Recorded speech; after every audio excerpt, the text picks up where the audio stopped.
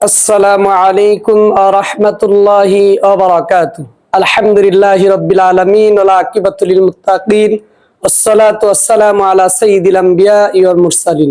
সম্মানিত দর্শক ও শ্রোতা মণ্ডলী, আমি ফজলুল হক হাতিমি জান্নাতের দিকে চ্যানেলের পক্ষ থেকে আপনাদের সকলকে জানাচ্ছি আন্তরিক অভিনন্দন ও মুবারকবাদ।